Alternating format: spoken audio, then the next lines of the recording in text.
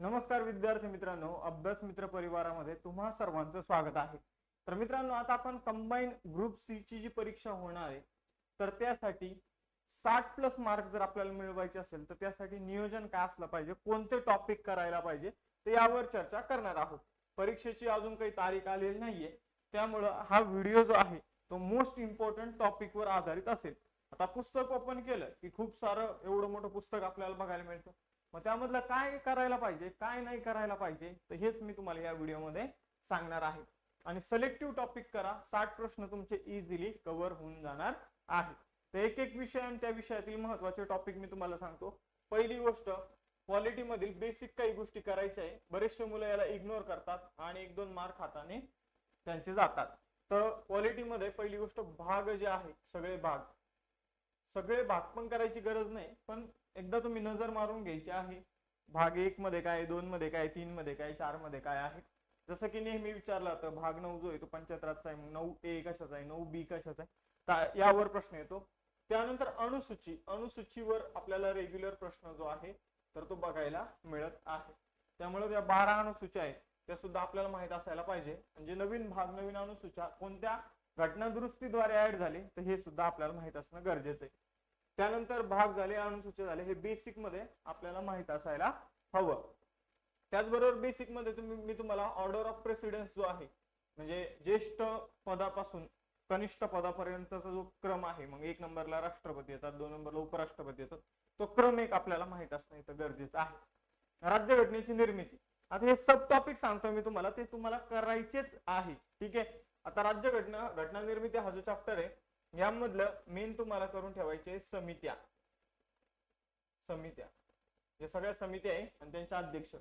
त्यानंतर घटना निर्माण होण्यासाठी जे कॅबिनेट मिशन आलं होतं तर कॅबिनेट मिशनची रचना। त्यानंतर जर बघितलं तर राज्यघटनेशी संबंधित महत्वाचे व्यक्ती, IMP व्यक्ती, जसं की अध्यक्ष कोण होते, त्यानंतर उपाध्यक्ष कोण होते, सल्लागार कोण होते, घटना बनवताना जर आपण बघितलं तात्पुरते अध्यक्ष कोण होते, कायदे मंडळाचे अध्यक्ष कोण होते, यावर प्रश्न विचारला होता। चीफ ड्राफ्ट्समन कोण होते, ते IMP व्यक्ती आपल्याला करायचे आहे।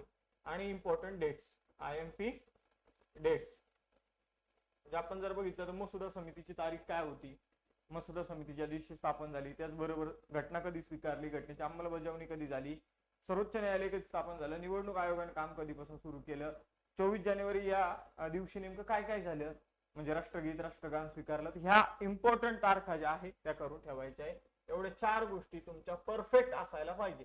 म्हणजे मी ज्या ह्या इथं गोष्टी सांगतोय तर त्या तुम्ही करून जाणं म्हणजे जाणं गरजेचंच आहे। पुढे जाऊया, घटनेची वैशिष्ट्य। घटनेची वैशिष्ट्यामध्ये तुम्हाला कोणत्या देशाकडून काय घेतलं तर स्त्रोत आपल्याला माहित असायला हवा। स्त्रोत, सोर्सेस हे इथं महत्वाचे, कोणत्या देशाकडून काय घेतलं। सरनाम्यामध्ये स्पेसिफिक प्रश्न विचारला तो सरनामा राज्यघटनेचा भाग आहे की नाही, याविषयीचे खटले। सरनाम्यामध्ये घटना दुरुस्ती करता येते का नाही, घटना दुरुस्ती आणि करता येतं तर किती वेळा झालेली आहे, यावर प्रश्न। आणि सरनाम्याविषयी कोण काय बोललं, सरनाम्याविषयी कोण काय म्हटलं, ठीक आहे, कोण काय म्हटलं सरनाम्याला, गुरु किल्ली कुणी म्हटलं आणि कुंडली कुणी म्हटलं, ठीक आहे, आत्मा कुणी म्हटलं, तर हे आपल्याला विचारले जातं। त्यानंतर घटना दुरुस्ती या चॅप्टर मध्ये आपल्याला घटना दुरुस्तीचे जे 3 टाइप्स आहे, म्हणजे साध्या बहुमताने, त्यानंतर 368 मधील 2 प्रकार, विशेष बहुमत आणि विशेष बहुमत प्लस अर्ध्या राज्यांची संमती, हे 3 टाइप्स माहित असायला पाहिजे। त्यानंतर घटना दुरुस्ती प्रक्रियेबद्दल आपल्याला काही इम्पॉर्टंट पॉइंट माहित असायला पाहिजे। फॉर एक्झाम्पल, हे विधेयक आपण पहिले कुठेही मांडू शकतो, राष्ट्रपतीला या विधेयकाला संमती द्यावीच लागते, मग त्याविषयी कोणती घटना दुरुस्ती, 24वी घटना दुरुस्ती आहे। हे विधेयक मांडण्याचा अधिकार कुणाला पण आहे, ठीक आहे, पण हे विधेयक फक्त संसदेतून मांडलं तर राज्य विधिमंडळामध्ये मांडलं जात नाही। असे IMP फॅक्ट्स जे 5-6 गोष्टी, घटना दुरुस्ती विधेयक जे आहे तर त्यावर संयुक्त बैठक होत नाही कारण ते दोन्ही सभागृहामध्ये सेपरेटली मांडलं जातं, तर हे IMP फॅक्ट आपल्याला इथं माहित असणं गरजेचं आहे। आणि त्यानंतर महत्वाच्या घटना दुरुस्त्या, जसं की मी तुम्हाला इथं महत्वाच्या घटना दुरुस्ती सांगतो ज्यावर प्रश्न विचारला जातो। एक म्हणजे 16वी घटना दुरुस्ती लक्षात ठेवायची आहे। त्यानंतर जर बघितलं 42वी घटना दुरुस्ती, 44वी घटना दुरुस्ती, 52वी घटना दुरुस्ती पक्षांतर बंदीची, त्यानंतर 2002 मध्ये जी झालेली आहे 86वी घटना दुरुस्ती, त्यानंतर 73वी घटना दुरुस्ती, 74वी घटना दुरुस्ती. तर या घटना दुरुस्ती इम्पॉर्टंट आहे, या आपल्याला माहित असायलाच हव्या. 61वी घटना दुरुस्ती, तर ह्या मोस्ट इम्पॉर्टंट आहे बघा. पुढे जाऊया. संघ राज्य आणि त्याचं राज्य क्षेत्र. तिथं कलम 1 ते 4 मध्ये काय फक्त एवढंच माहित असायला हवं. नागरिकत्व यामध्ये पण कलम 5 ते 11 मध्ये कोणकोणत्या तरतुदी आहे या माहित असायला हव्या. यावर मेन प्रश्न कशावर विचारला तो की नागरिकत्व सरकार काढून घेतं, मग ते 5 चुका केल्यामुळे काढून घेतं, तर ती आपल्याला मेन विचारलं जातं. मूलभूत हक्क आणि मार्गदर्शक तत्व यांची कलम माहित असावी. फक्त कलम, मार्गदर्शक तत्वांची फक्त आणि फक्त कलम विचारली जातात. आणि जे मूलभूत हक्क आहे त्यामध्ये कलमांमध्ये इन्क्लूड कंटेंट सुद्धा आपल्याला विचारला जातो. पण मेन आपल्याला ही कलम पाठ असली पाहिजे. मूलभूत हक्क मार्गदर्शक तत्वांवरील यावरच आपल्याला प्रश्न जो आहे तो बघायला मिळतो. मूलभूत कर्तव्य हा जो पॉइंट आहे, तर यामध्ये मूलभूत कर्तव्याची समिती कोणती होती, त्यानंतर मूलभूत कर्तव्याविषयी 2 घटना दुरुस्त्या, की मूलभूत कर्तव्य कोणत्या घटना दुरुस्तीनुसार ऍड झाले, आणि ते मूलभूत कर्तव्य फक्त एकदा वाचून जायचे. आपल्याला कधी कधी विचारलं होतं की कोणतं मूलभूत कर्तव्य आहे कोणतं नाही. यानंतर राष्ट्रपती, राज्यपाल, उपराष्ट्रपती. तर राष्ट्रपतीची कलम, राज्यपालाची कलम आणि उपराष्ट्रपतीची समजून घ्या 1-2 कलम, एवढंच आपल्याला विचारलं जातं. राज्यपालाचं हे कलम कोणतं आहे, ते कलम कोणतं आहे, राष्ट्रपतीचं हे कलम कोणतं आहे, यावरच आपल्याला मेन प्रश्न असतो. जसं की महाभियोगाचं कलम कोणतं आहे, ते 61 आहे. शपथेचा कलम कोणतं आहे, तर 59 आहे. ठीक आहे. हे जे मेन तुम्हाला ग्रुप सी चा जो पेपर येणार आहे तो मेन पॉलिटीमध्ये कलम बेस पेपर असणार आहे.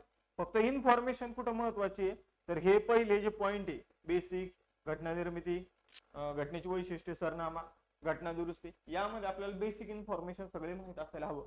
पण तिथून संघ राज्य आणि त्याचे राज्य क्षेत्र, तर अगदी आपण जर बघितलं तर पूर्ण चॅप्टर आहे त्यामध्ये कलमच विचारला जातात. जसं की फॉर एक्झाम्पल राज्य विधिमंडळ आहे, राज्य विधिमंडळामध्ये राज्य विधिमंडळाचं कलम काय, विधान परिषदेत काय, त्याचबरोबर विधानसभेच्या रचनेचं कलम काय, हे आपल्याला मेन विचारलं जातं. आता महान्यायवादी, महाधिवक्ता, तर यांच्याविषयी काय काय करून ठेवायचं, तर महान्यायवाद्यांचं कलम काय, महाधिवक्त्याचं कलम काय, यांना असलेला अधिकार, जसं की ते मतदान करू शकत नाही, तर हे आपल्याला माहित असणं गरजेचं आहे. संसदेमध्ये ते भाषण करू शकतात, बोलू शकतात, राज्य विधिमंडळामध्ये भाषण करू शकतात, बोलू शकतात, पण यांना काही नाहीये, मतदानाचा अधिकार नाहीये. पंतप्रधान आणि त्यांचं मंत्रिमंडळ, तर पंतप्रधान त्यांचं मंत्रिमंडळ तसेच मुख्यमंत्री आणि त्यांचं मंत्रिमंडळ याबद्दल मी तुम्हाला कलम सांगतो. कलम 74 करायचं, 75 करायचं आणि 78 करायचं, याच्या बाहेर प्रश्न जात नाही. आणि मुख्यमंत्री आणि त्यांच्या मंत्रिमंडळाबद्दल कलम 163 करायचं, 64 करायचं आणि 167 करायचं, याच्या बाहेर प्रश्न जात नाही. सर्वोच्च न्यायालय, जिल्हा न्यायालय, तर सर्वोच्च न्यायालय, जिल्हा न्यायालय यांच्याविषयी 2-3 कलम माहित असायला पाहिजे. एक म्हणजे त्यांच्या स्थापनेचा कलम, त्यानंतर अभिलेखाची न्यायालय कोणती आहे, अभिलेखाचं न्यायालय, त्याचबरोबर ओरिजिनल ज्युरिडिक्शनची कलम कोणता आहे, तर हे कलम आणि त्यांच्या अधिकार जसं की प्राधिलेख काढण्याबाबत हायकोर्टला जास्त अधिकार आहे. तर आपण जर बघितलं तर सर्वोच्च न्यायालयाला जर बघितलं तर तो कमी अधिकार आहे, पण सर्वोच्च न्यायालयाला ओरिजिनल ज्युरिडिक्शन जास्त आहे आणि त्याचं असमावेशक आहे. हे अधिकार व्यवस्थित करून ठेवायचे आहे. 143 मध्ये जे सल्लागार अधिकार क्षेत्र आहे त्यावर प्रश्न विचारला जातो. आणि मेन अजून एक तुम्हाला सांगतो, राष्ट्रपती आणि राज्यपाल हे कोणाकोणाची नियुक्ती करतात आणि हे कोणाला पदावरून दूर करतात, मेन त्यावर पण प्रश्न विचारला जातो. केंद्र राज्य संबंधामध्ये आपण जर बघितलं तर जे कलम 248 पासून, तर आपण जर बघितलं म्हणजे मेन प्रश्न कशावर येतो, राज्य सूचीतील विषयावर संसद कायदा करू शकते. मग त्याच्या वेगवेगळ्या सिच्युएशन आहे, जसं की 248, 249, तर त्यावर प्रश्न विचारला जातो. मग ते 5 प्रकार आपल्याला माहित असायला हवे. त्यानंतर वित्त आयोगाचा कलम माहित असायला हवं आणि अनुदानाचा कलम आपल्याला माहित असायला हवं. यामध्ये महत्वाच्या आयोगामध्ये युपीएससी, एमपीएससी, इलेक्शन कमिशन. त्यानंतर जर बघितलं तर आणीबाणीमध्ये बेसिक आपल्याला 3 प्रकारचे आणीबाणी आणि राष्ट्रीय आणीबाणी ही संबंधित 358 कलम आणि 359 कलम हे करून ठेवायचं आहे.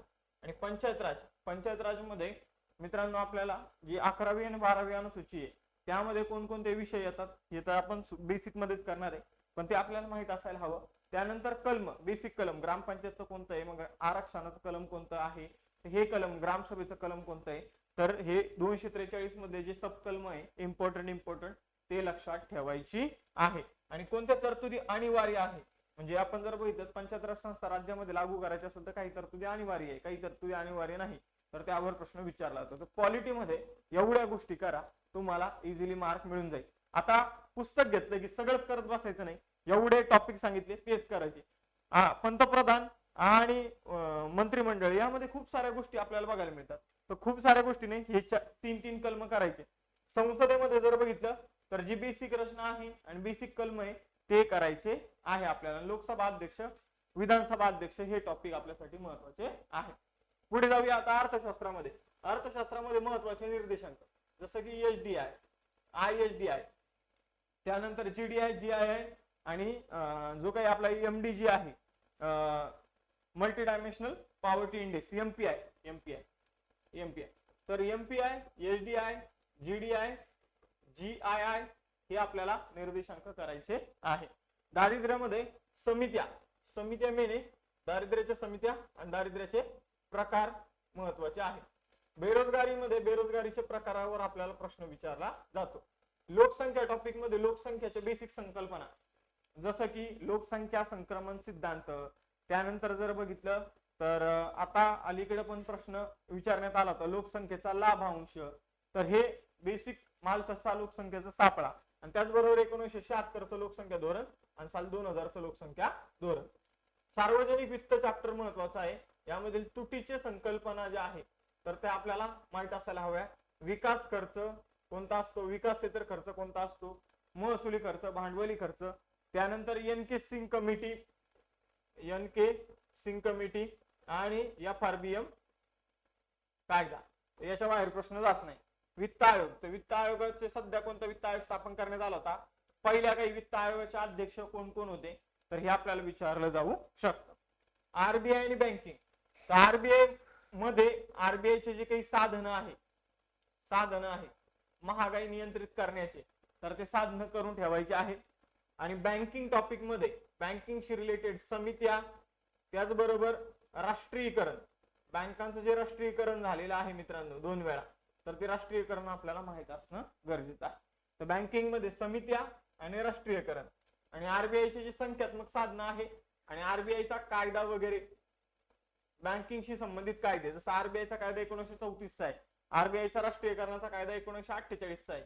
मग तो लागू कधी झाला आणि एसबीआय कधी स्थापन झाली, ठीक आहे, एसबीआय कधी स्थापन झाली, आरआरबी कधी स्थापन झाल्या, अग्रणी बँक योजना कधीची आहे, तर ह्या गोष्टी आणि मेन समित्या बँकिंगशी संबंधित आणि राष्ट्रीयकरण याच्या बाहेर बँकिंगचा प्रश्न जात नाही.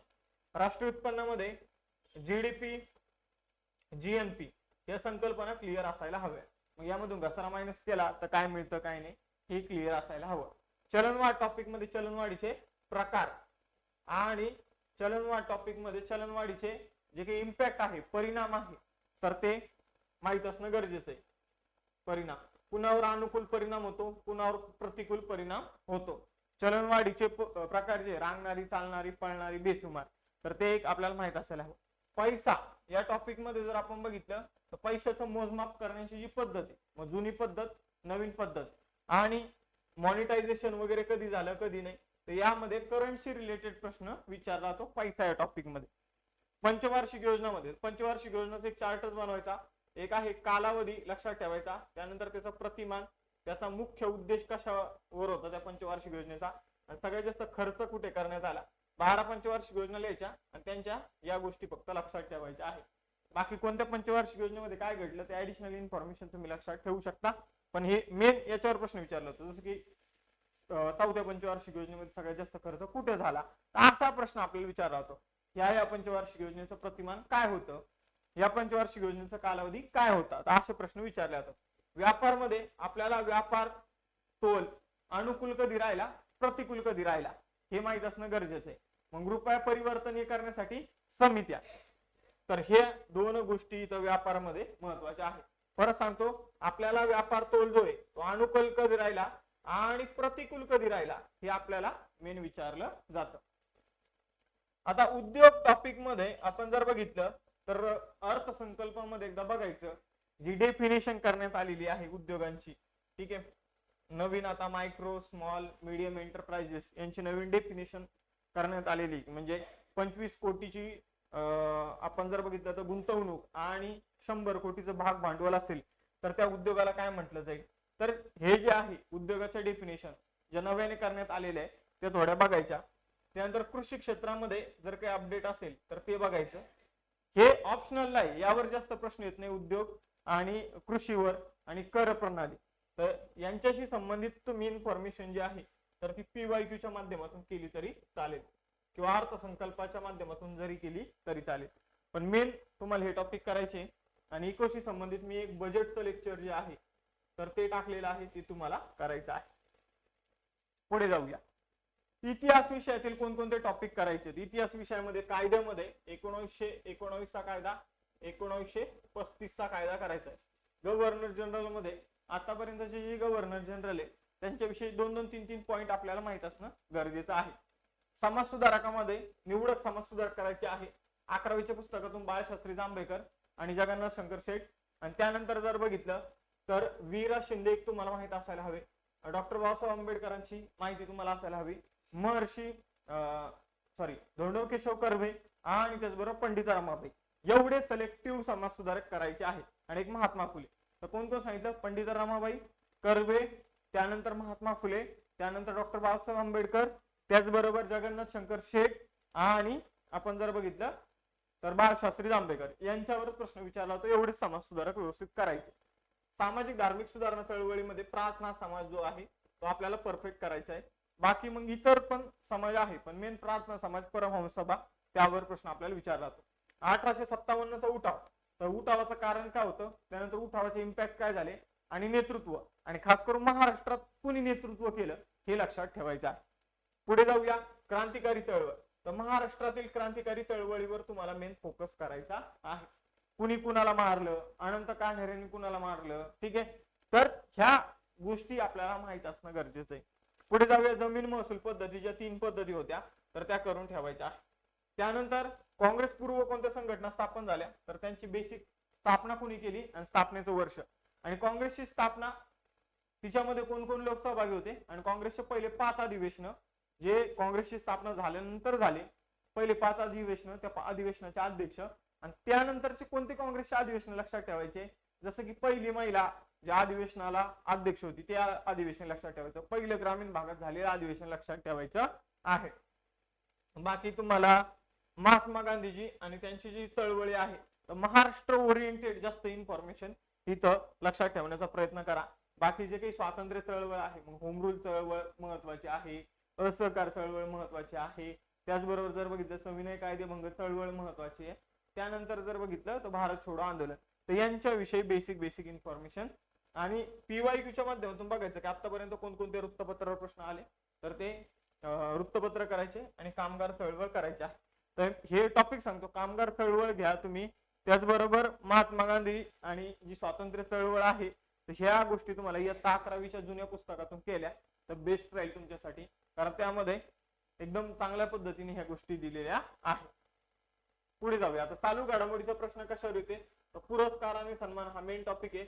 यामध्ये मग राष्ट्रीय पुरस्कार, पद्म पुरस्कारावर प्रश्न असतो, आंतरराष्ट्रीय पुरस्कारामध्ये नोबेल पुरस्कार, ऑस्करवर प्रश्न असतो, आणि साहित्यामध्ये ज्ञानपीठ पुरस्कार आणि क्रीडा पुरस्कारामध्ये खेलरत्न पुरस्कार हे झालेच पाहिजे.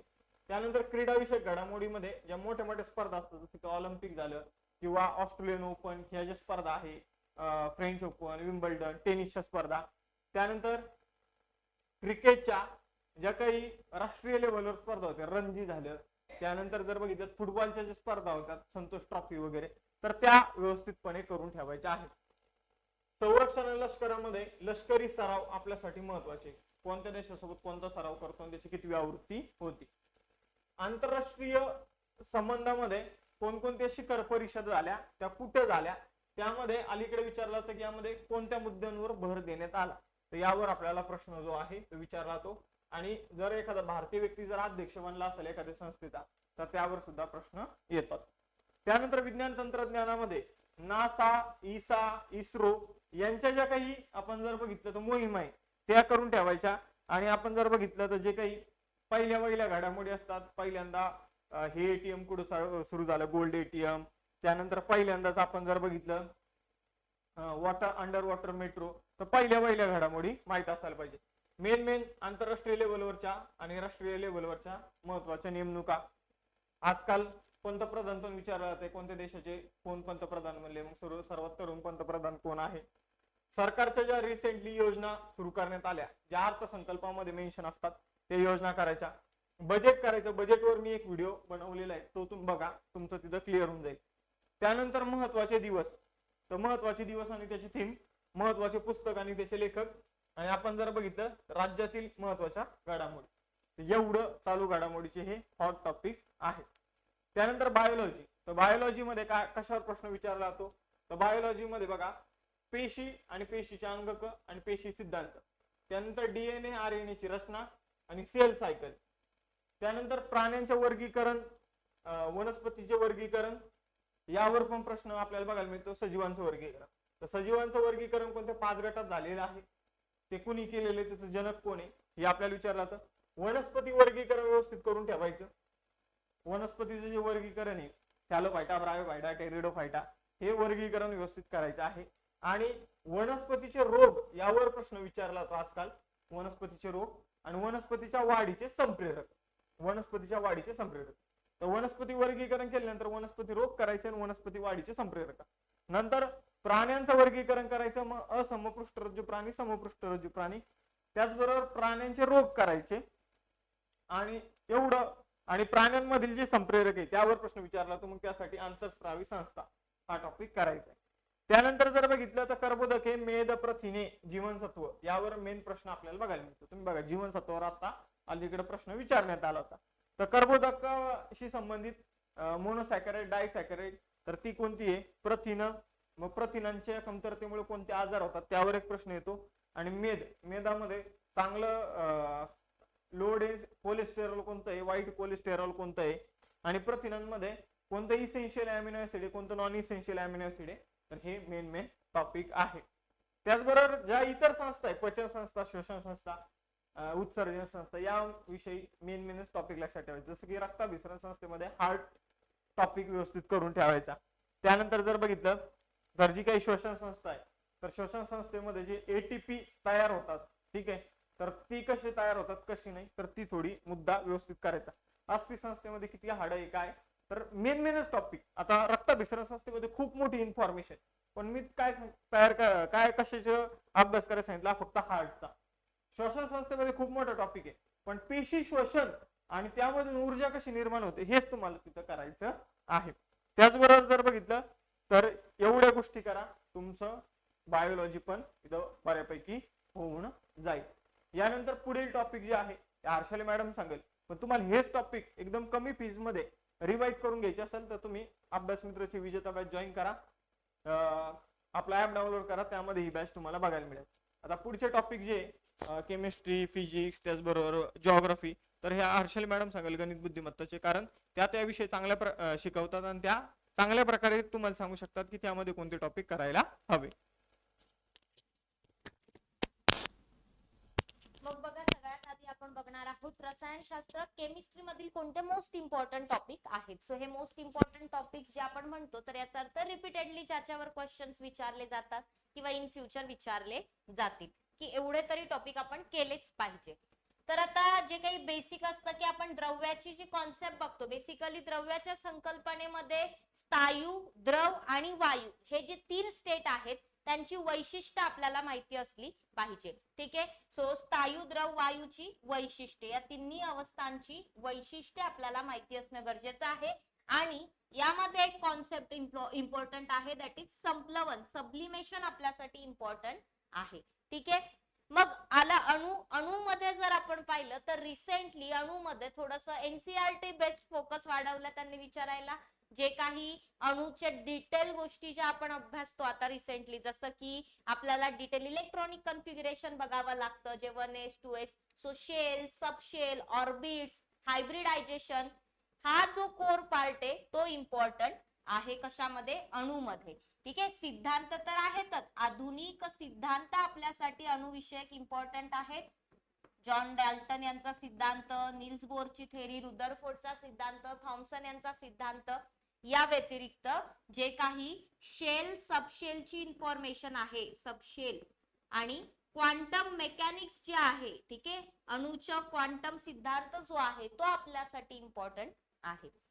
त्यानंतर मूलद्रव्यांचं वर्गीकरण आपल्याला गरजेचं आहे. मूलद्रव्यांचं वर्गीकरणामध्ये मग आपण वेगवेगळे घटक बघतो.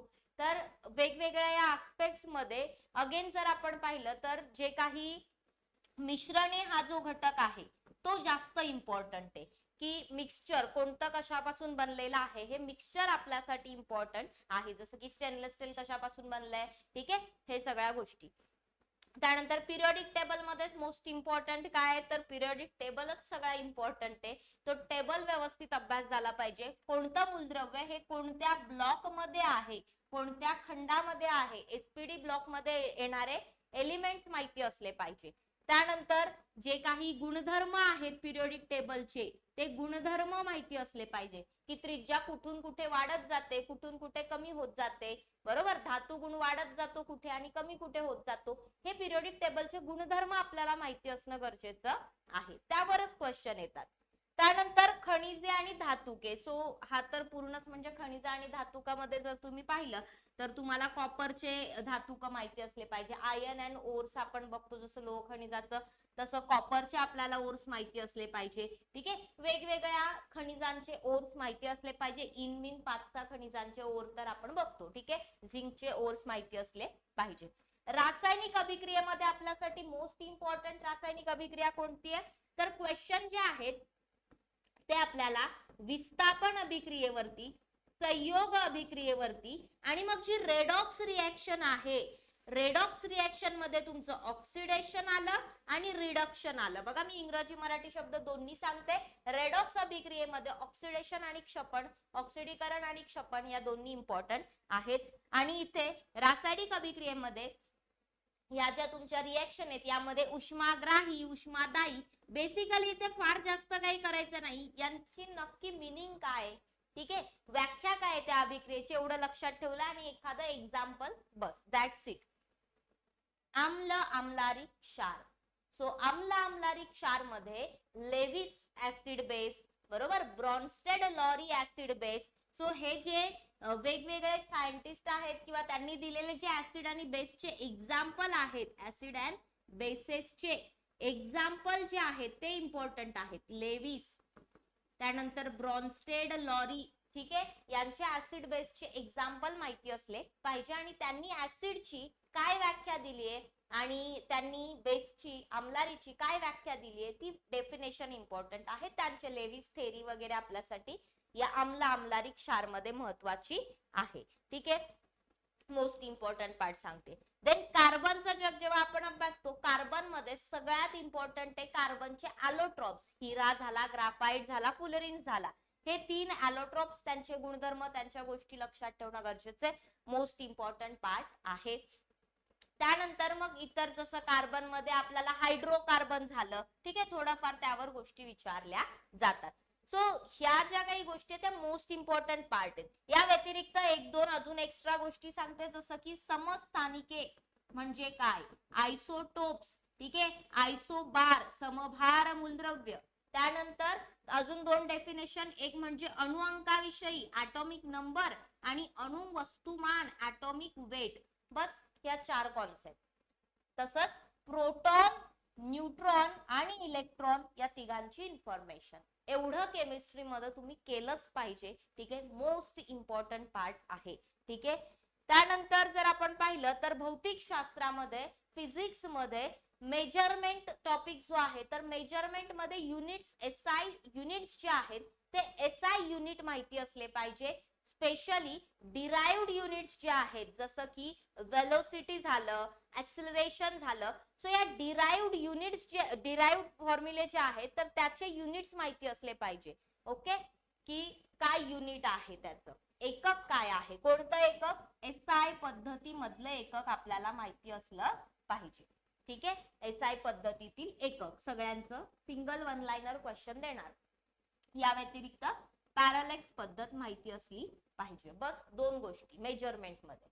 ठीक आहे, त्यानंतर गती व गतीचे प्रकार आपल्याला बघायचे. ठीक आहे, गती आणि गतीचे प्रकार बघण्याआधी पण 2 अजून डेफिनेशन, सदिश राशी काय आणि अदिश राशी काय. ठीक आहे, सो अदिश आणि सदिश राशी, स्केलर अँड वेक्टर क्वांटिटी मधला डिफरन्स माहिती पाहिजे, एक्झाम्पल माहिती पाहिजे. गतीच्या प्रकारांवरती बेसिक काय देतील क्वेश्चन, तर तुम्हाला एक वन लाइनर दिलं जाईल डेफिनेशन आणि हा कोणता गतीचा प्रकार आहे. ठीक आहे, सो गतीचे प्रकार जस्ट रीड करून घ्यायचे. 5-6 गतीचे प्रकार आहेत, रीड करून घ्यायचे डेफिनेशन. गतिविषयक नियम मात्र माहिती असणं गरजेचं आहे. सो गतिविषयक नियम आपल्यासाठी इम्पॉर्टंट आहे. त्यानंतर गुरुत्वाकर्षण. गुरुत्वाकर्षण मध्ये मग जी ची व्हॅल्यू, ग्रॅव्हिटेशनल कॉन्स्टंटची व्हॅल्यू माहिती असली पाहिजे. ऍक्सिलरेशन ड्यू टू ग्रॅव्हिटीची व्हॅल्यू माहिती असली पाहिजे स्मॉल जी ची. आणि मग उंचीनुसार वजनात घट होते. सो बेसिकली ते गुरुत्व त्वरण जे आहे, ऍक्सिलरेशन ड्यू टू ग्रॅव्हिटी, त्यामुळे जे बदल होतात त्यावर आजकाल क्वेश्चन विचारायला लागलेले आहेत. जसं की पृथ्वीच्या केंद्रात काय होतं, विषुववृत्तावर काय होतं, ध्रुवावर काय होतं, लिफ्ट मधून खाली येताना वजनात काय बदल होतो, लिफ्ट वर जाताना वजनात काय बदल होतो. सो हे जे 4-5 आस्पेक्ट आहेत, तर त्यामध्ये आपल्याला त्या कन्सेप्ट क्लिअर असल्या पाहिजे. सो तुम्ही इझिली गुरुत्व आकर्षण वरती आलेले क्वेश्चन सोडू शकता. फार काही असं जास्त विचारत नाही. ओके. साऊंड जर आपण पाहिलं तर अगेन साऊंड हा म्हणजे फिजिक्स मध्ये जर पाहिलं तर साऊंड अँड लाईट हे 2 असे टॉपिक आहेत जे मोस्ट इम्पॉर्टंट टॉपिक आहेत, ज्यावर प्रश्न देतात. मग साऊंड मध्ये काय माहिती असणं गरजेचं आहे, तर साऊंडचे जे टाइप्स आहेत, ठीक आहे, जसं की श्राव्यातीत ध्वनी, ठीक आहे, अवश्राव्य ध्वनी, जे काही बेसिकली आपण हर्ट्स मध्ये रेंज बघतो, ते ध्वनींचे 3 प्रकार माहिती असले पाहिजे. त्या व्यतिरिक्त आपल्याला काय रीड करायचंय, तर ध्वनी लहरी ज्या आहेत त्या ध्वनी लहरींचं बेसिक इन्फॉर्मेशन, वैशिष्ट्ये, की त्या कोणत्या प्रकारच्या वेव्ज आहेत, अणुतरंग, अवतरंग, हे जे सगळे हे बेसिक, ठीक आहे, कसा ध्वनी निर्माण होतो एवढं आपल्यासाठी ध्वनीमध्ये, किंवा कुठून त्या लहरी ट्रॅव्हल करू शकतात, हे आपल्याला ध्वनीच्या बाबतीमध्ये इम्पॉर्टंट आहे. कार्य, ऊर्जा, शक्ती, डेफिनेशन अँड फॉर्म्युले, ठीक आहे, दुसरं जास्त काही करायची गरज नाही. ऊर्जेचे प्रकार, वेगवेगळे ऊर्जेचे जे प्रकार आहेत, वेगवेगळे बलांचे जे प्रकार आहेत, फोर्सचे टाइप आहेत, फक्त रीड करून घ्यायचं. गतीचे प्रकार, ऊर्जेचे प्रकार, बलांचे प्रकार रीड करून घ्यायचं. कायनेटिक आणि पोटेन्शियल एनर्जी जी आहे, या दोघांना जास्त फोकस करायचं एनर्जी मध्ये. ठीक आहे. त्यानंतर लाईट टॉपिक मध्ये मग आपल्याला डायव्हर्जन्स, कन्व्हर्जन्स, सो बेसिकली ना कंपॅरेटिव्ह स्टडी करायचा कशाचा, आरशाचा, आरसा, सपाट आरसा आणि वक्र आरसा, ठीक आहे, आणि भिंगाचा. मोस्टली भिंगावरती प्रश्न दिले जातात बघा. कशावर, भिंगांवरती, बहिर्वक्र, अंतर्वक्र, भिंग. आणि दृष्टीदोष जे आहेत त्यावर आपल्याला प्रश्न विचारतात. सो मायटोपिया जे ना दृष्टीदोष, त्या दृष्टीदोषावर आपल्याला प्रश्न विचारला जातो. आपल्याला अपस्करण, डिस्पर्जन ऑफ लाईट वरती प्रश्न विचारला जातो. त्यानंतर इंद्रधनुष्याची जी कॉन्सेप्ट आहे, ठीक आहे, इंद्रधनुष्याची जी कॉन्सेप्ट आहे ती थोडीशी माहिती असली पाहिजे. ठीक आहे. सो एक बेसिक अजून एक अपवर्तन वरती, रिफ्रॅक्शन वरती आपल्याला क्वेश्चन दिला जातो. खूप मोठे चॅप्टर येत आहे यामधले, मी तुम्हाला खूप मोस्ट इम्पॉर्टंट गोष्टी सांगते, आणि याचा अर्थ असा अजिबात नाही की जेवढं सांगितलंय त्यावरच प्रश्न येईल, बाकी येणार नाही. हे मोस्ट इम्पॉर्टंट आहे, हे पहिल्यांदा करा आणि मग बाकी गोष्टी करा, असा याचा सांगण्याचा उद्देश आहे. त्यानंतर विद्युत धारा मध्ये जर आपण पाहिलं तर विद्युत धारेमध्ये तुम्ही अल्टरनेट करंट आणि डायरेक्ट करंट मधला, एसीडीसी मधला डिफरन्स लक्षात ठेवा. विद्युत धारेमध्ये फॉर्म्युले अगेन इम्पॉर्टंट आहेत. फॉर्म्युले इन द सेन्स की बेसिक व्याख्या तुमची, की विद्युत धारा जी आहे त्याबद्दल तुमचं व्होल्टेज जे आहे, ठीक आहे, जे आपण व्होल्टची डेफिनेशन त्याचे फॉर्म्युले तयार करतो. रेझिस्टन्स इम्पॉर्टंट आहे, रोधाविषयी, ओहमचा नियम वगैरे, राईट. सो ह्या ज्या मोस्ट इम्पॉर्टंट गोष्टी, जेव्हा आपण एखादा आपण चॅप्टर ओपन करतो तर आपल्याला माहिती आहे की यातलं हे महत्वाचं आहे, ते पहिल्यांदा करून घ्यायचं. देन चुंबकत्वामध्ये बाकी काही नाही, पण जे काही मॅग्नेटिझमचे प्रॉपर्टीज आहेत, चुंबकाचे जे गुणधर्म आहेत, त्या गुणधर्माविषयी माहिती असलं पाहिजे, की साऊथ पोल, नॉर्थ पोल, कोण अट्रॅक्ट करतं, कोण रिपल्स करतं. सो हे गुणधर्मांची लिस्ट तुम्हाला माहिती असली पाहिजे. इलेक्ट्रोमॅग्नेटिक स्पेक्ट्रम आपल्यासाठी महत्वाचा आहे, विद्युत चुंबकीय पट्टा. मग कोणाची वेव्हलेंथ जास्त आहे, कोणाची वेव्हलेंथ कमी आहे, त्यानंतर कोणाची फ्रिक्वेन्सी जास्त आहे, कोणाची फ्रिक्वेन्सी कमी आहे, कोणाचा स्पीड जास्त आहे, कोणाचा स्पीड कमी आहे. सो तो जो काही, जसं की एक्स रे झाले, गॅमा रे झाले, युव्ही रे झाले, लाईट, विजिबल लाईट आली, रेडिओ वेव्ह झाले, मायक्रोवेव्ह झाले, ते सगळं इलेक्ट्रोमॅग्नेटिक स्पेक्ट्रम एका डायग्राम मध्ये तुमचं ते सगळं फिनिश होऊन जातं. त्यानंतर रेडिओ ऍक्टिव्हिटी, किरणोत्सारिता सुद्धा तितकंच इम्पॉर्टंट आहे बघा. एक्सरेज वर ते आताच प्रश्न विचारून गेलाय, सो एक्सरेजची थोडी इन्फॉर्मेशन माहिती असली पाहिजे. बाकी मग रेडिओ ऍक्टिव्हिटी मध्ये आपण अल्फा, बीटा, गॅमा कंपॅरेटिव्हली अभ्यास करायचा, अल्फा, बीटा, गॅमा रेजचा. यावर आपल्याला प्रश्न विचारला जातो. ठीक आहे. सो फिजिक्स मध्ये एवढे टॉपिक्स जे आहेत ते आपल्यासाठी काय मोस्ट इम्पॉर्टंट टॉपिक आहेत. ओके. मग आता येऊया भूगोलाकडे. सो भूगोलामध्ये जर आपण पाहिलं तर महाराष्ट्राच्या भूगोलाला गटक किंवा कंबाईन परीक्षेत जास्त वेटेज असतं. मग महाराष्ट्राच्या भूगोलामध्ये महाराष्ट्राचं काय सगळ्यात आपल्याला महत्वाचे तर महाराष्ट्राचा अक्षवृत्तीय व रेखावृत्तीय विस्तार आपल्यासाठी इम्पॉर्टंट आहे. अक्षवृत्तीय आणि रेखावृत्तीय विस्तार आणि क्षेत्रफळ महाराष्ट्राचं किती आहे यावर आपल्याला रिपीटेडली क्वेश्चन दिसतात. मॅपिंग ना परफेक्ट पाहिजे. भारताचा भूगोल असू द्या महाराष्ट्राचा भूगोल असू द्या मॅपिंग एक्स्ट्रीम परफेक्ट पाहिजे कारण मॅपिंग वरती क्वेश्चन येतोच एखाद दुसरा.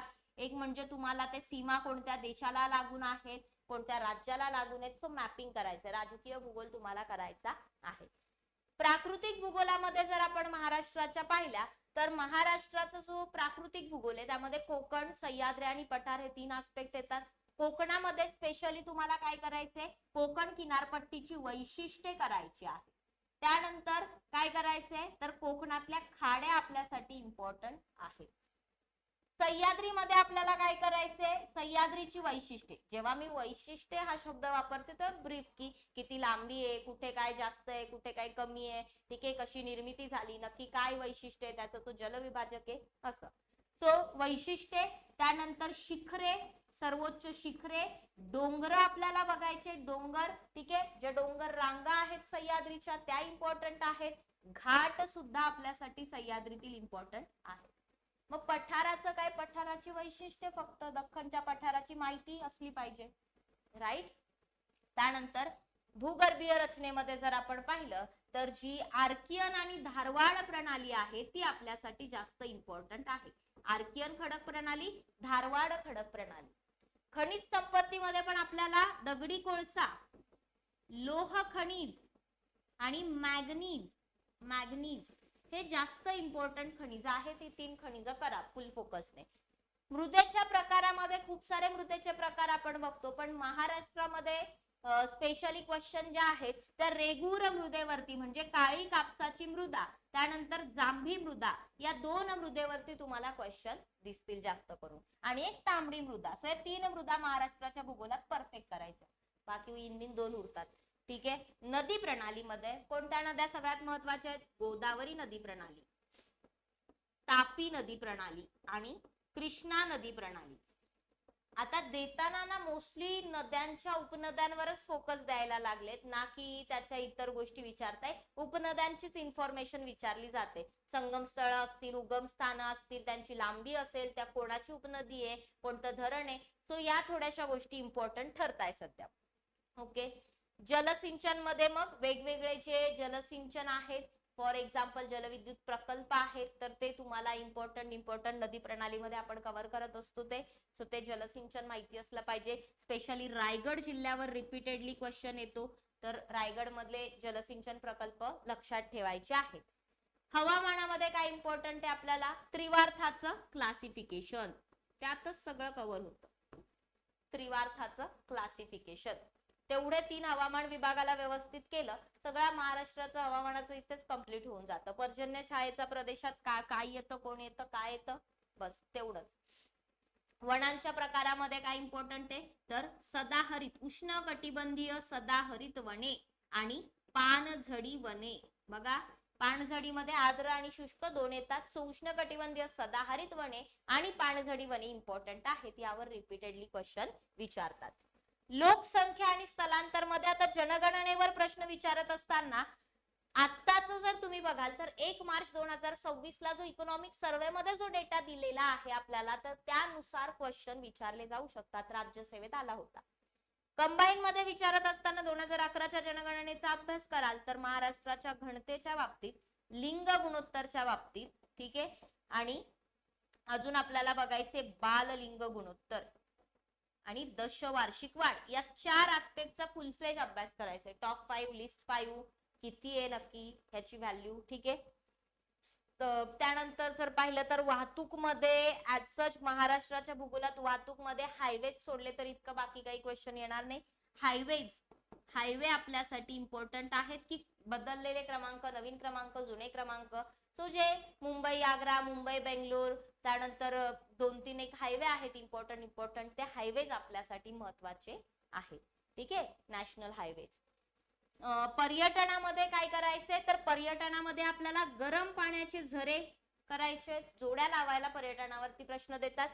पर्यटन हा जो टॉपिक आहे ना, थोडासा आता आयोग यामध्ये खोल जायला लागले. जिल्हा वाईज काय करताय आपल्याला डिटेल जॉग्राफी मध्ये जिल्हा वाईज गोष्टी विचारायला लागले.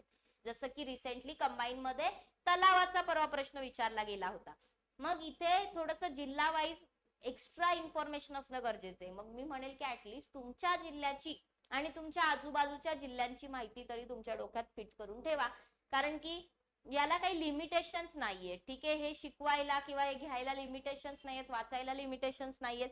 सो पेपर सेटर कसं आहे, कुठून पेपर काढतोय तर ते डिपेंड करतं.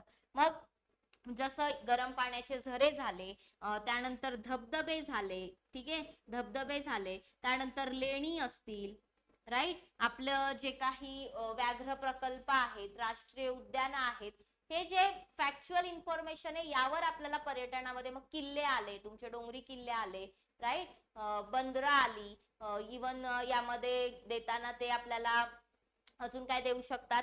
सो बेसिकली मला म्हणायचंय की जे फॅक्च्युअल इन्फॉर्मेशन आहे ना ती सगळी यामध्ये येते आणि ते दरवेळी वेगवेगळं काहीतरी देणार, याला लिमिटेशन नाहीये. आर्थिक भूगोलामध्ये लघु उद्योग जे आहेत ते व्यवस्थित करायचे, लघु उद्योग. ठीक आहे, लघु उद्योगांवर जोड्या लावायला वगैरे प्रश्न देणार, लघु उद्योगाविषयी क्वेश्चन विचारले जातात. बाकी मग तुम्ही मासेमारी केंद्र वगैरे यावर क्वेश्चन आधी येऊन गेलेले, पीवायक्यू ला थोडंसं रिवाइज करायचं. बघा, जेवढं तुम्ही पीवायक्यू कराल ना तेवढं तुमचं जे काही इतर गोष्टी आहेत त्या कव्हर होऊन जातील. असं आहे ना की विषय असा आहे की इथे लिमिटेड सांगू नाही शकत गोष्टी. ठीक आहे, तरी त्यातल्या त्यात निवडून मोस्ट इम्पॉर्टंट सांगितले, बाकी पण इम्पॉर्टंट आहेच. भारताच्या भूगोलात जर आपण पाहिलं तर अगेन सेम भारताचा जो काही एक्स्ट्रीम पॉइंट्स आहेत त्यावर प्रश्न विचारला जातो. कर्कवृत्त जातं भारताच्या मध्यातून, ते कुठून जातं. त्यानंतर भारताची प्रमाण वेळ, त्यावर आपल्याला प्रश्न येतो. भारताचं क्षेत्रफळ आपल्याला माहिती असलं पाहिजे. भारताचं मॅपिंग परफेक्ट पाहिजे, कोणत्या देशांना सीमा लागताय. ठीक आहे, जसं महाराष्ट्राच्या मॅपिंग मध्ये कोणत्या राज्यांना सीमा लागताय, राईट. त्यानंतर जर तुम्ही पाहिलं तर जो काही जिओलॉजिकल टाइम स्केल आहे बघा, आधी असं होतं की आम्हाला काय, आम्ही तर कंबाईनची तयारी करतोय, आम्ही का जगाचा भूगोल किंवा इतर एक्स्ट्रा गोष्टी करू, पण नाही असं. आता कंबाईन मध्ये तुम्हाला दिसेल की भूशास्त्रावरती प्रश्न विचारायला लागलेत. इव्हन जे काही भूकंप आहे त्या टॉपिकवर कंबाईन मध्ये एकदा प्रश्न येऊन गेलाय, पृथ्वीचं जे स्ट्रक्चर आहे त्यावर प्रश्न येऊन गेलाय, ज्वालामुखीच्या टॉपिकवर क्वेश्चन येऊन गेलाय. म्हणजे आता देता येईल तेवढं टाकता येते की तुमचं बेसिक गोष्टी बाकीही म्हणजे विषयातल्या कव्हर असल्या पाहिजे. सो त्यामुळे आपल्यासाठी जे काही लँडफॉर्म आहेत ते इम्पॉर्टंट आहेत. लँडफॉर्म वरती प्रश्न, भूरूपांवरती प्रश्न आपल्याला विचारला जातो कंबाईन मध्ये सुद्धा. ठीक आहे, सो जिओलॉजिकल टाइम स्केल म्हणजे प्री कॅम्ब्रियन, त्यानंतर कार्बोनिफेरस, हे जे तुम्ही वर्ड्स बघता तर ते एक टाइम स्केल आहे, त्यामध्ये तो सिक्वेन्स महत्वाचा आहे. त्यानंतर भारताचं जे प्राकृतिक विभाजन आहे मित्रांनो, या प्राकृतिक विभाजनामध्ये हिमालयाचं वर्गीकरण सगळ्यात महत्वाचं आहे. हिमालयाचं वर्गीकरण उभं पण आणि आडवं पण. ठीक आहे, त्यानंतर आपल्यासाठी इम्पॉर्टंट आहे ती म्हणजे सगळी पर्वत भारतामधली, जसं सातपुडा, विंध्य, अरवली, निलगिरी, पश्चिम घाट, पूर्व घाटात येणारी पर्वत, ही आपल्यासाठी मोस्ट इम्पॉर्टंट आहेत. ठीक आहे, त्यानंतर मग थोडाफार पठारांचा अभ्यास करायचा आहे. बेटा आपल्यासाठी अगेन इम्पॉर्टंट आहेत. बेटांमध्ये जर तुम्ही पाहिलं तर अंदमान निकोबार बेटा आणि लक्षद्वीप बेटांवरती आपल्याला प्रश्न विचारला जातो. नदी प्रणालीमध्ये सिंधू नदीलाच फोकस करतात जास्त, सिंधू नदीवरच प्रश्न विचारले जातात. सो नदी प्रणाली थोडं सिंधू नदी करायची आणि बाकी मग नद्यांवरचे धबधबे करायचे. ओके, त्यानंतर धरणं करायची इतर नद्यांवरची. सिंधू नदी प्रणालीला डिटेल अभ्यासायचा. आता ते ग्लेशियर्स बद्दल पण विचारायला लागले, हिम नद्यांबद्दल विचारायला लागले. सो थोडस सिंधूच्या आता डिटेल मध्ये क्वेश्चन येत आहे. भारताच्या हवामानामध्ये बाकी काही विचारत नाही, मान्सूनची कारण विचारतात की का भारतामध्ये मान्सून येतो, त्याचे कारण विचारले जातात. आणि मग त्रिवार्था किंवा कोपेन यांचं हवामानाचं वर्गीकरण जे आहे तेवढं आपल्यासाठी इम्पॉर्टंट आहे. मृदेच्या प्रकारामध्ये भारतीय मृदेमध्ये प्रश्न विचारतील तर गाळाच्या मृदेवरती आपल्याला प्रश्न विचारला जातो. त्यानंतर जी खारट मृदा आहे त्यावर आपल्याला प्रश्न विचारला जातो. ठीक आहे. वनांच्या प्रकारामध्ये अगेन जर आपण पाहिलं तर भारतीय वनांच्या प्रकारामध्ये पण तुम्हाला सदाहरित वनांनाच देतील. भारतात शक्यतो वनांच्या प्रकारावरती एवढे काही प्रश्न येत नाही. प्रश्न हा सदाहरित वनांवरच येतो. 2-3 प्रश्न आलेले सदाहरित वनांवरच आलेले आहेत. त्यानंतर खनिजांच्या बाबतीत सेम महाराष्ट्रातली खनिज, लोह खनिज, मॅंगनीज तेवढंच इम्पॉर्टंट आहे. ठीक आहे. फार फार चुनखडी झाली, दगडी कोळसा, राईट. भारताच्या भूगोलात अगेन खनिज स्पेसिफिक तेवढं जात नाहीत. जर करंट मध्ये काय असेल तरच मग करंट बेस विचारलं जातं. लोकसंख्येच्या बाबतीमध्ये, भारतीय जनगणनेच्या बाबतीमध्ये पण आपल्याला लिंग गुणोत्तर लक्षात ठेवणं गरजेचं आहे. त्यानंतर साक्षरता हा फॅक्टर आपल्यासाठी इम्पॉर्टंट आहे. साक्षरता, नागरी लोकसंख्या जी आहे ती आपल्यासाठी इम्पॉर्टंट आहे. या फॅक्टरवर, या आस्पेक्टवर क्वेश्चन विचारले जातात. वाहतूक मध्ये, भारतीय वाहतूक मध्ये रेल्वे झोन्स, रेल्वे विभाग आणि जे बंदर आहेत, पोर्ट्स आहेत, ते आपल्यासाठी महत्वाचे आहेत. बाकी मग तुमचा सुवर्ण चतुर्भुज महामार्ग, गोल्डन क्वाड्रिलॅटरल, त्याला पण थोडं करायचं.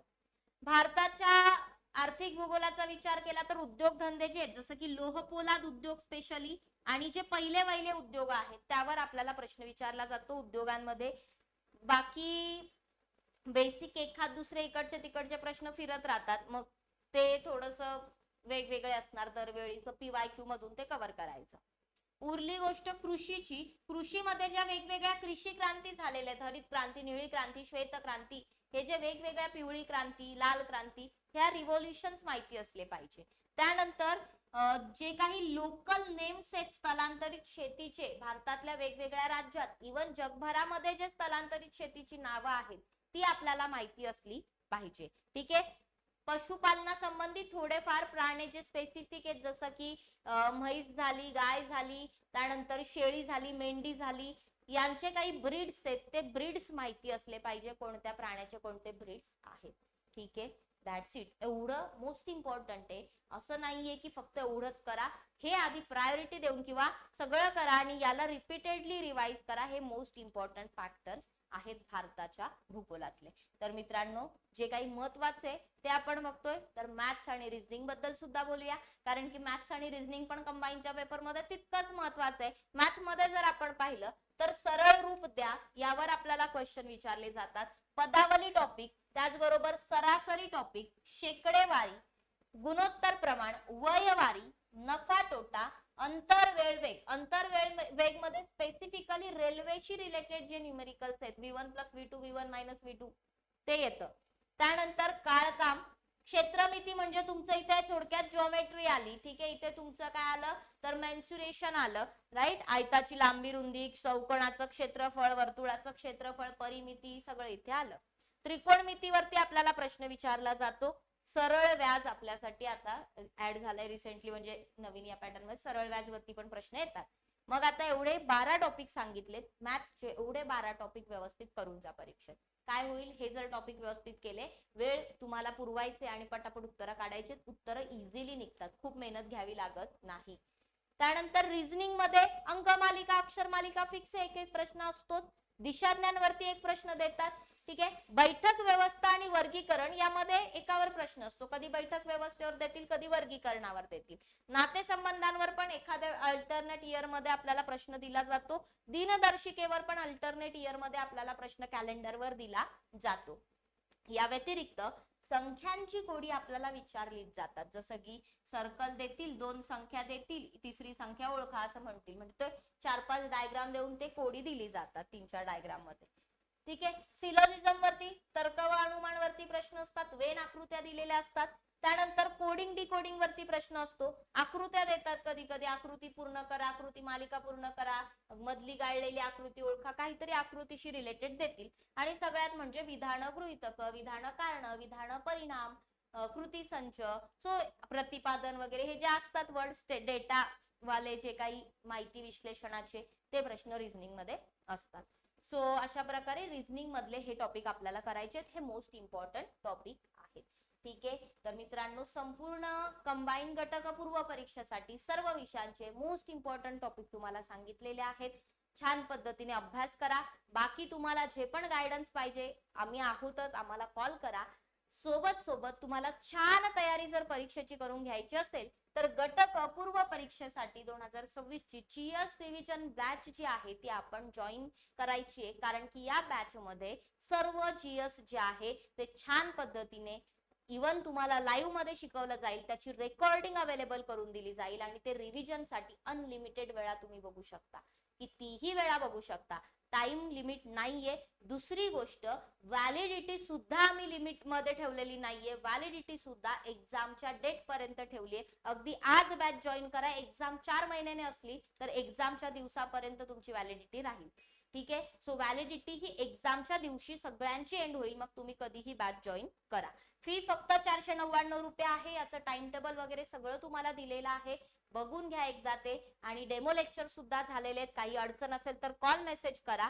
ही जी बॅच आहे याचे ऍडमिशन कालपासून सुरू झाले होते, 150+ ऍडमिशन झालेले आहेत. सो आपण ही ऑफर सुरुवातीच्या विद्यार्थ्यांसाठी ठेवली आहे, तर पटापट पटापट इनरोल करायचे. या बॅचचा परीक्षेला, येणाऱ्या परीक्षेला मॅक्झिमम फायदा होईल. तर ऍप्लिकेशन डाउनलोड करा, त्यामध्ये तुम्हाला वरच पोस्टर दिसेल विजेता बॅचचं, त्यावर क्लिक करून बाय नाव करा. काही अडचण आली तर विचारू शकता. बाकी मग इतरही बॅचेस आहेत, सो त्यासाठी ऍप डाउनलोड करून ठेवायचे. आणि हे जे सेशन आहे, आय होप तुम्हाला यातून बऱ्याच गोष्टी क्लिअर झाल्या असतील, एक विजन मिळालं असेल की येणाऱ्या परीक्षेसाठी आपल्याला नेमकं काय करायचंय. सो तुमच्या मित्रमैत्रिणींना सुद्धा शेअर करा. व्हिडिओ आवडला असेल तर लाईक करा आणि चॅनलला सबस्क्राईब करायला विसरू नका. धन्यवाद. बघत राहा अभ्यास मित्र.